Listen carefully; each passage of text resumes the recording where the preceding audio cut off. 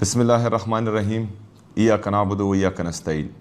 زه نن خپلو غیرتمندو عزتمندو او پریدو مخاطب یم. امو غیرتمندو عزتمندو پریدو چې څنګه تاسو لا پته ورو چې په تیرو باندې ډېر سخت حالات راغلی دی او دا حالات چې کوم دي په خپله نه دی راغلی، دا چې کوم دي جبرن مسلط شوی دی په تیرو باندې. چې څنګه تاسو لا پته ورو چې کله رژیم چینج اپریشن وشو چې د عمران خان صاحب یو جمهوري حکومت وغورځېدو او موږ چې کوم دي په ټول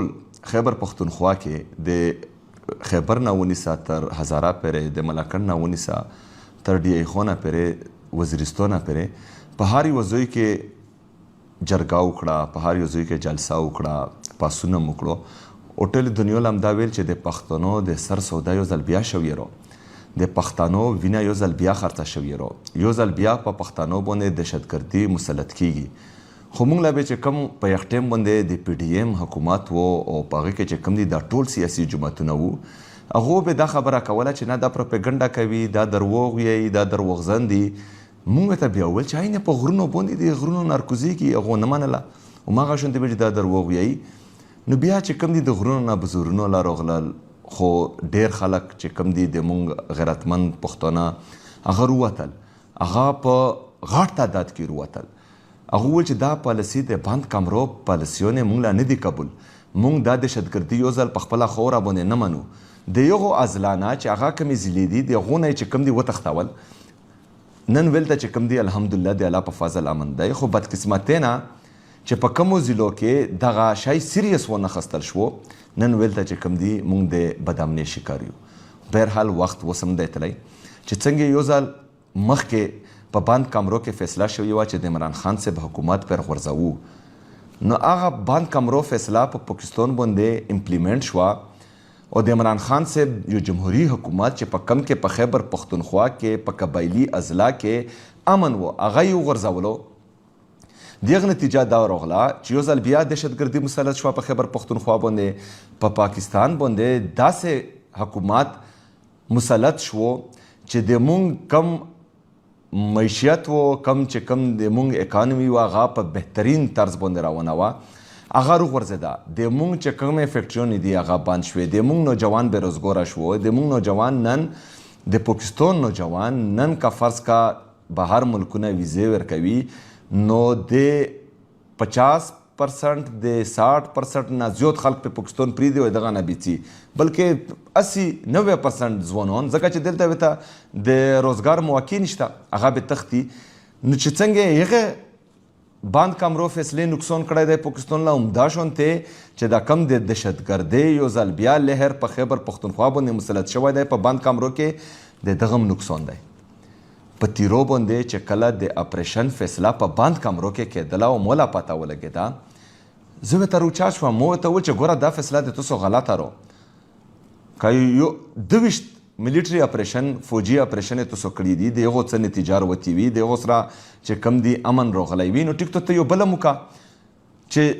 14,000 انټیلیجنس بیسډ اپریشن تو کړي دي په خیبر پښتونخوا کې، د هغه څه نتیجه راغلي وي، ټیک ته بله مو که. خو چې دغه نتیجه هم نه راوځي، مونږ په خیبر پښتونخوا کې بدامني هم نه ختمیږي، دهشتګردي هم نه ختمیږي، نو ته بیا څنګه یو بل اپریشن کوې او دغه اپریشن به څه بهترین نتایج وي. ته مونږ په دغه باندې پوه که مونږ ټول د خیبر پښتونخوا چې څومره سیاسي او مذهبي جماعتونه وو، د هر مکتبه فکر خلک مونږ راغونډ کړل. د خیبر پښتونخوا اسمبلې د چات لاندې مونږ یوه غټه جرګه وکړه، په یخ کې چې کوم دي 15 نکاتې ایجنډا یې هغو فاینل کړه چې په یخ کې یوه ایجنډا دغه وه چې ملیټري اپریشن د یوې مسلې حل هم نه دی. نو یو طرف له خو د خیبر پښتونخوا ټول خلک، ټول سیاسي او مذهبي جماعتونه، د هر مکتبه فکر خلک د یوه خبره کوي چې ملیټري اپریشن د دغه دهشتګردۍ د ختمېدو علاج نه دی، دغه سره نه ختمیږي. ته مونږ کېنوه، ته د مونږ نه رای واخله، ته دلته چې کوم دي سیاسي مذهبي جماعتونه کېنوه، ته د مونږ مشران کېنوه چې هغه پوه دي، هغه په جرګه مرکه پوهېږي، هغه په خبره باندې پوهېږي، هغه چې کوم دي د 8 کولو نه د پاکستان حساد او هغه چې کوم دي د هر ښه او بد نه په خیبر پښتونخوا کې خبر دي، هغه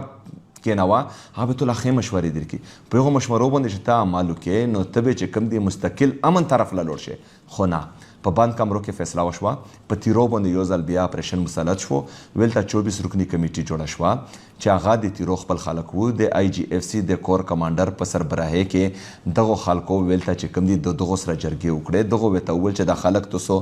روبوسو ځکه چې د دغو د کورونو نه په موږ باندې دهشتګرد حملې کوي نو چې کومه پرې دا هلته وي موږ ملیټري اپریشن نشو کولی دغه 24 رکنی کمیټي قوم له لوړل قوم ورسره نه منله خو بهرحال مجبوره شول 24 رکنی کمیټي مجبوره شوه د مو پریدای قوم مجبوره شوه چې کم په تیرو کې دی دغه خلک چې کم دي د دغو په وینو د کور کمانډر پېښور د IGFC په وینو باندې د تیرو نه رووتل په کم وخت کې چې کله د وورې سیزن دی سخت جمعی دی ویلته وورې ورېږي د نن نه کم سے کم 2 میاشتې پهلا مو دا یوه خبره وکړه چې تاسو اپریشن تیوری ویلته چی لا کوو ویلته وورې ورېږي په غرونو باندې وورې دي سخت جمعی دی په دغه سړک کې ویلته چې کم دي په غرونو کې یا چکچته چې کم دي تاسو اپریشن یې کوو ویلته خو ځناور هم نشي پوته کېدی نو تاسو چا خلاف د وورو خلاف اپریشن یې کوو خو خبرې یې ونه منلې جبرن انخلا وشوه د تیرو نه چې کله د مو غیرتمند او پریدیر وتل ویلته یې مو غیرتمند عزتمند خویندې مایندې د مو د ګل غوندې کې ماشومان په دغو وورو کې بهر وتل نو هغه ټولې دنیا دا تصویرونه لیدلی دي نو ویلته چې فرض که ته اوس اپریشن نشي کولی خلک تیم روبوستل نو دغو لا پته ولګېده چې د بند کمرو کې کومه فیصله شوې وه هغه د موږ نه غلطی شوی دی دغو دا فیصله غلطه کړې وه دغو دغه سوچ و چې صوبایي حکومت او چونکې دا د سهیل افریدي خپله ابایي زلادو دا یې چې کوم دي تیرو یې خپله خورادو نو دغه نه چې موږ د خلک روبوسو یې دغو خلکو به چې کوم دي د سهیل نه نفرت شي صوبایي حکومت نه به نفرت شي د دغو چې کوم دي دغه پاکستان تحریک انصاف یا د صوبایي حکومت د ختمېدو ذریعه جوړه شي خو ویلته زه لوړم خپلو تیرو خلکو له ټولې دنیا ولیدل چې د تیرو خلکو مو له کومه مینه روکړه کم عزت یې روکړو ویلته چې کومه طریقه باندې د مو سره میلو شول دغو له یې خوند ور نه کړو دا حیران شول چې دا خلک مونږ روبوستل دغه خلک چې کم دي مونږ په زور زبردستۍ باندې ویلته اپریشن مسلط کوو په دغو باندې دا څنګه چې کم دي اوس هم د سهیل سره مینه کوي عزت ور کوي نو دغو لا پته ولګېده چې دغو چې کومه ډرامه وه هغه فیل شوه چې دا پته ورته ولګېده نو وفاقي حکومت د طرفه بله ورځ یو پریس ریلیز راغلو پریس ریلیز کې دا خبره وشوه چې دا خلک چې کم دي په خپله روتي دي دا چا مجبور کړي نه دي نو زه خو یې په شدیدو الفاظو کې مزاحمت کوم د دغې خبرې ځکه چې مو د تیرو خلکو د مو د تیرو پریدو د مو د تیرو مشرونو کشرونو خویندو مایندو قرباني ورکړه د ملک دپاره د قوم دپاره یو ځل بیا هغه رووتل د خپلو کورونو نه خپل کورونه څوک هم چې کوم دي په خپله خوښه باندې نه پرېږدي دا چې کوم دي سره چا ذهن نه مني چې زه به خپل کوله پرېږدم او زه به چې کوم دي د په خوشحالۍ باندې پرېږدم په زور باندې یې دا وخت کې دي خو د وفاقي حکومت دغه پریس ریلیز دا انتهایی خطرناک دی دا د صوبې او د ادارو په منځ کې چې کوم دي جګړه جوړېدل دي دا د صوبې او د وفاق په منځ کې جګړه جوړېدل دي دا د اعتماد د فقدان هغه لیول به راولي چې د دا نه بعد به چې کوم دي نه موږ په ادارو باندې اعتماد کوو نه به چې کوم دي په وفاقي حکومت باندې اعتماد کوو او دا به چې کوم دي د صوبه او د ملک بل طرف لا بوځي مو ورته چې څنګه دو پریس ریلیز وکړو مو ته چې په دا باندې معافي وغواړو د مو د خلکو نه د مو د قوم نه او دا پریس ریلیز واپس واخلو کینې زه به ورڅم خپلو خلکو له خپلو پریدو له خپل د خیبر غیرتمندو خلکو له زه به ویلته چې کوم دي د اتوار په ورځ باندې په 2 بجې په جامرود فوټبال سټیډیم کې زه جرګه راغواړم د دغو ویلته به چې کوم دي زه دغو نه پوښتنه کوم دغه هر یو شي چې تاسو په زور راوتي یو په زور چارو وخت کې یو که په خپله باندې راوتي یو دا قوم به فیصله کوي دا قوم به دغه دنیا له ویایي چې موږ یې په زور باندې راوخت یو چې یو ځل دغه خبره چې کوم دي زه راوخلم او ټولې دنیا له وښیم چې دا په زور راوتي دي دا په خپله باندې نه دي راوتي نو بیا به انشاءالله ویلته زه د مخکې لا عمل اعلان هم کوم نو تاسو ټول چې څومره د مو د خیبر اوسېدونکي اقوام دي که هغه پریدی دی که هغه شلمانی دی که هغه شینوری دی که هغه ملګری دی په 2 بجې د اتور په ورځ باندې جمرود فوټبال سټیډیم له زون ورساو دا به ان شاء الله تعالی موږ دنیا له خایو چې د موږ سره ظلم راوندای د موږ سره جبر راوندای په موږ باندې یو ځل بیا اپریشن مسلط شوی دی چې کومه د بند کمرو فیصله وه چې اوس ورته پته ولګېده چې ویل ده چې کوم دي موږ په دغه کې ناکامیږو نو په خیر رستو کوي په خیر رستو کېدو له به نه پرېږدو. دویمه خبره زه چې کوم دي د خپلو پښتنو سره ویلوړ یم زه د خیبر پښتونخوا ټول عوام سره ویلوړ یم ځکه چې د مو خیبر پښتونخوا لیبرټي نه ده چې هر یو سړی به ارڅي خپلې فیصلې به کوي بند کمرو فیصلې به په موږ باندې مسلط کوي خپلې تجربې به کوي دا څه لیبرټي ده دا چې کوم دي کیړې مکوړې دي د خیبر پښتونخوا خلک د موږ د پښتنو وینه دومره سپکه ده چې هر سړی به ارڅي او وینه به مې غورځوي او بیا به څوک د پښتنو نه وي دا نه مخکې به نه وای و زه شته یم انشاءالله کوم به یې په آخري حد پرې به څم د وینې آخري قطره پرې به انشاءالله تعالی د خپلو خلکو سره زه ویلوړ وم زه به وروستو کېږم نه خو د مو توقعات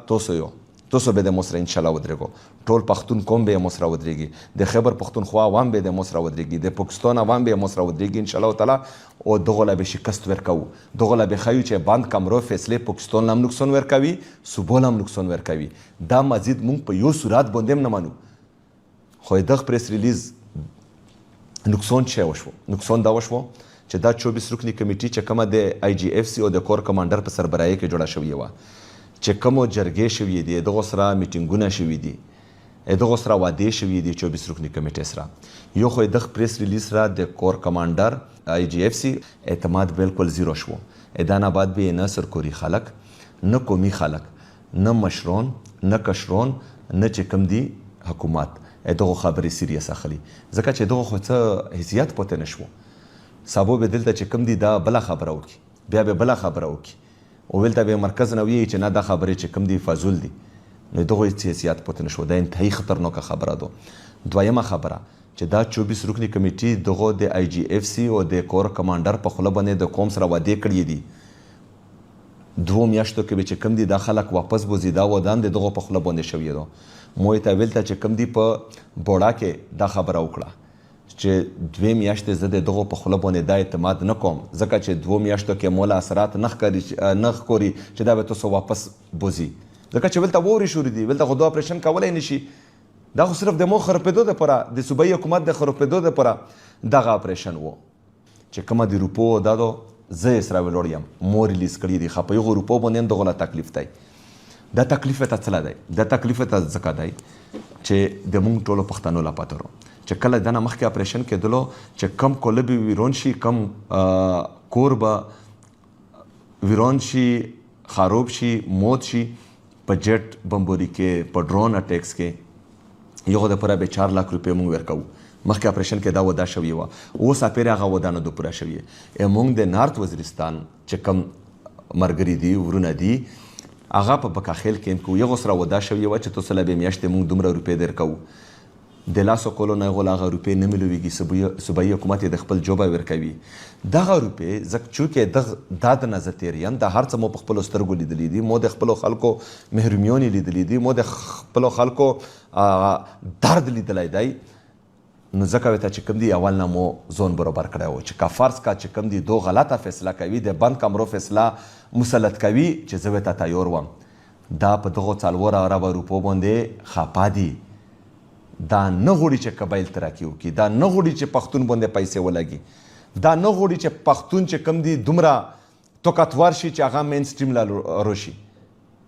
ځکه چې د شلو کلونو نه موږ وینو که نه د بند کمرو فیصلې دي په پښتون باندې چې کوم دي مسلسل امپلیمنټ کیږي د پښتون وینه تلي کیږي 80,000 خلک مونږ خپل شهیدان دغه قوم لا ورکړل دغه ملک لا ورکړل دغه نه بعد چې کوم دي په مو باندې بیا دهشتګردي مسلط کیږي مونږ مزید قرباني غواړي